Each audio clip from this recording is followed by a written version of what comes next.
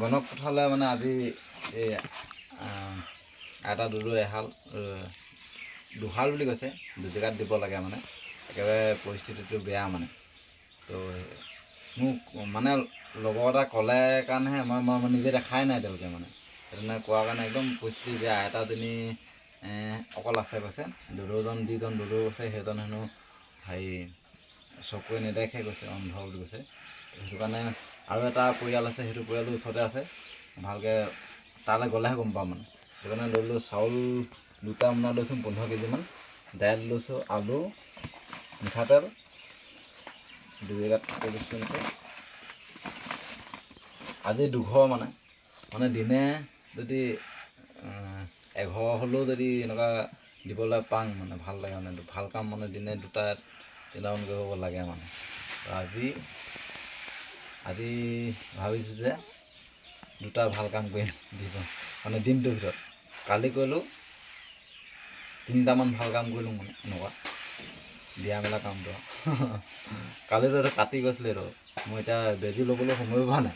আজি মই গা ধুবলৈ সময় নাপালোঁ। গা ধোৱাটো বাদে ফিল্ডৰ পৰা আহি গা ধোৱা নহ'ল, মুখো ধোৱা নহ'ল। ধুই মেলি আহিছোঁ আকৌ পিনে দেৰি হৈছিলোঁ। সেইটো কাৰণে মানুহটো দেখিবলৈ জবলা হৈছোঁ আৰু ইভাগে জবলা আকৌ। সেইটো কাৰণে মোক ফ'ল' নকৰিব মানে জবলা। মই জবলা ষ্টাইলটো ফ'ল' নকৰিব, মই গা চা নুধো মানে, সময় নাপাওঁ তেনেকৈ। তালৈ গৈ ল'ম, কেনেকুৱা পৰিস্থিতি হয় গম পাম। তাৰপাছত আপোনালোকক সহায় কৰিব পৰিস্থিতি যদি বহুত বেয়া হয়। তাৰপিছত আজি দুঘৰে পাইছোঁ, কাইলৈ আকৌ বেলেগত যাম।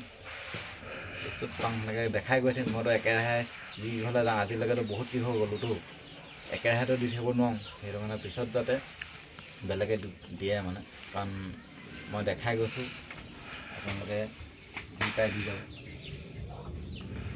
চেষ্টা কৰিব।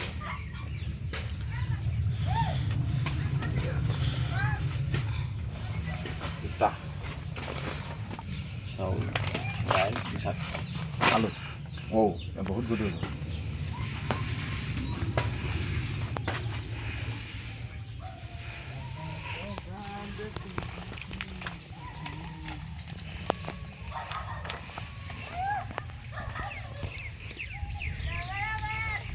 খানি কল